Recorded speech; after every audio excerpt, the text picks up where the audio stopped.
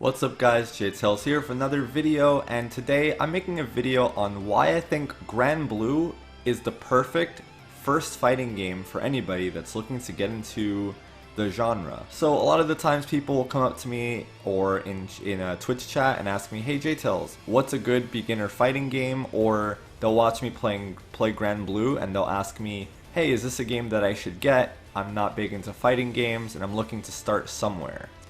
So I happen to think that Granblue Fantasy Versus is the perfect first fighting game aside from like Sam Show and Fantasy Strike. I think Granblue Fantasy has the perfect level of difficulty and fundamental concepts that will get people started in the genre. It's not too difficult and it has a lot of other features in the event that you're not a competitive person and you're not too crazy about just, going to tournaments and playing online ranked. The game has other things to do that are also quite valuable. All moves on the top left corner, if you notice those icons, have a cooldown.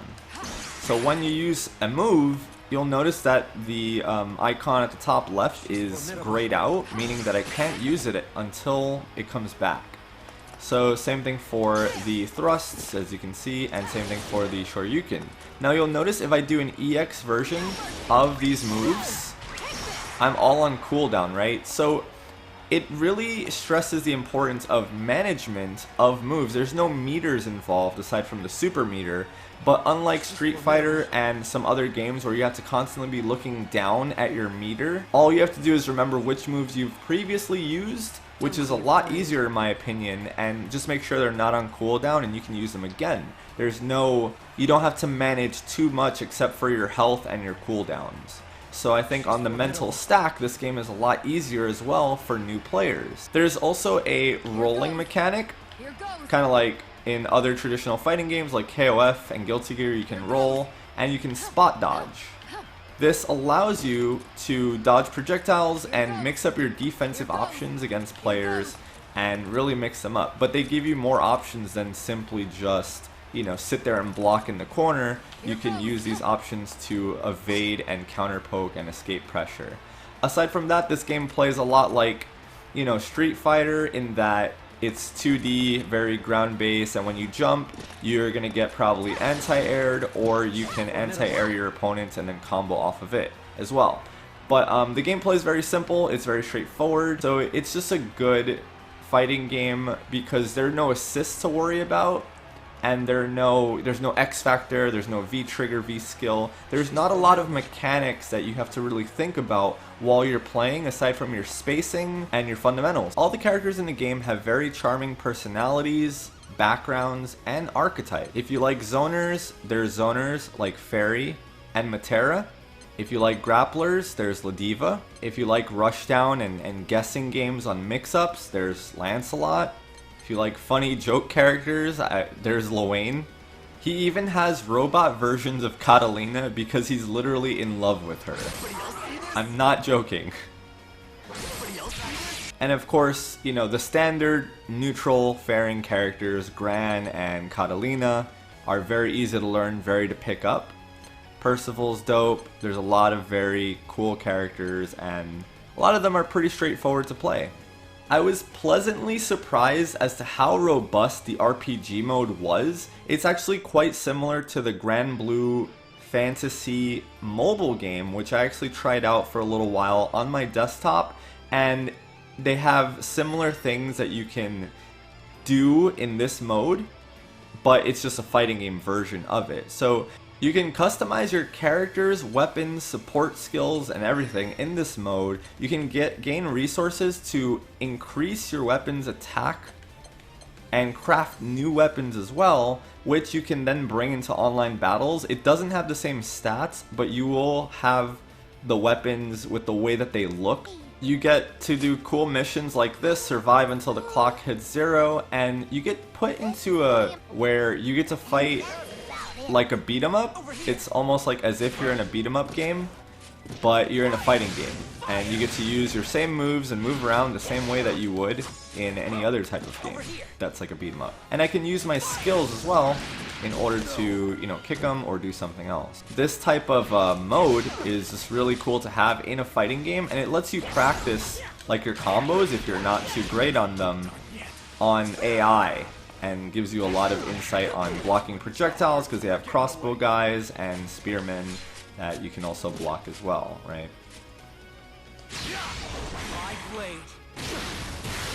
There's even a co-op mode in the RPG mode where you can co-op with people online. For online mode, there is a ranked match mode, and you can go into online lobbies and just play friendlies or casuals with opponents, as well as setting up a room just to play with your personal friends. So depending on what your flavor of choice is, there are options for you if you want to play online with, you know, other people. And if you want to take things seriously, there is a mode for you as well. You can see in the mission training mode that there are many different topics here, right? There's skill practice with every character. It'll just teach you how to use the special moves. There's combo practice, which will teach you links and basic combos that are very easy to do, and the last two are usually more difficult, which will require actual fighting game inputs and timing, such as 3 or 4 frame links in order for you to complete them. They even teach you how to punish certain moves that other characters have, as well as defining terms in the game and other fighting game terms, right? It teaches you about different states of the game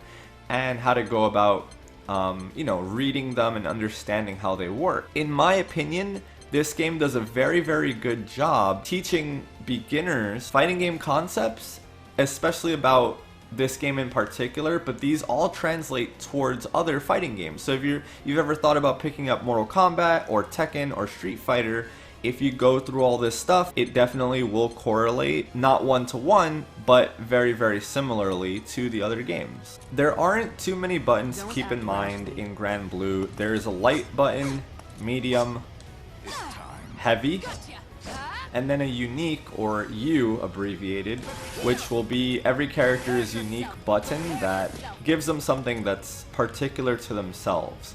Then there's a guard button, right? But for the most part, the game is pretty straightforward. You move up, down, left, right in a 2D space. Block low is down, back, and block high is just hold back while standing. And then there are only 4 buttons in which you have to keep in mind while playing.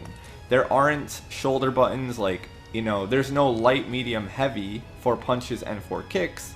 It's just light, medium, heavy, unique. So having only 4 buttons to manage, I think, is really great for beginners and new players, since there's not way too much to keep track of. As for inputs, the inputs are very straightforward. Quarter circle forward button gives you a light version, or like if you do light, it gives you a light version of a move. If you do the same motion, quarter circle forward with medium, it'll give you a medium version, which is generally faster. And then if you do that motion with heavy, it'll give you an EX version. So there's quarter circle back motions, quarter circle forward, and then there's of course the Shoryuken or Dragon Punch motion, which is forward, down, forward button, and that'll give you kind of like the Shoryuken input. For supers, the motions are down, forward, heavy, or down, forward, unique, depending on which super you're trying to perform. However, there are shortcuts in this game that really make this a lot more easy. If you press the R1 button, you'll just throw a projectile. If you hold forward and press R1, you'll do a Shoryuken, and if you hold back and press R1, you'll do your quarter circle back move. So it's great for people who are trying to transition or at least learn the fighting game inputs, and while you're learning, you'll still be able to compete and play the game by using the shortcut version of the button. You can also do shortcuts for supers by pressing quarter circle forward R1. Quarter circle forward R1 will go into the heavy version of super, and it'll bring you into an animation if you do it up close.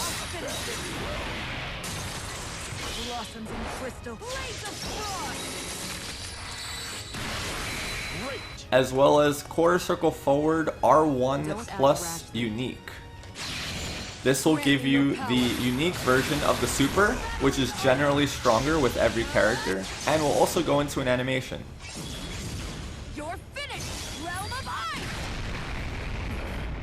As for combos in Granblue, there are 3-frame links, which is pretty generous. So if you want to go to the mission mode and practice your links, they have a lot of good trials to teach people how to play the game, and mission modes and tutorials that give you more information.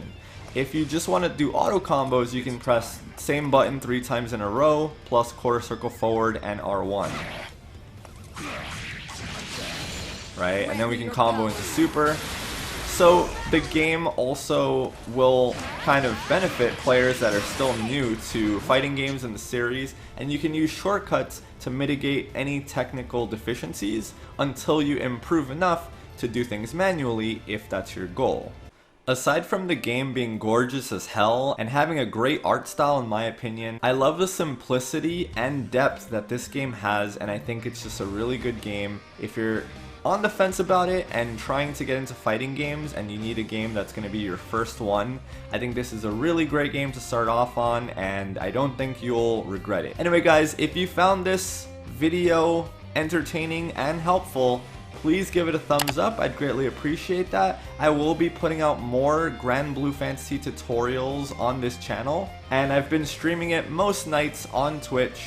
If you're interested in checking me out, it's twitch.tv/jtails. That's pretty much it. Consider subscribing to the channel here, and thank you guys so much for watching. I will see you all next time.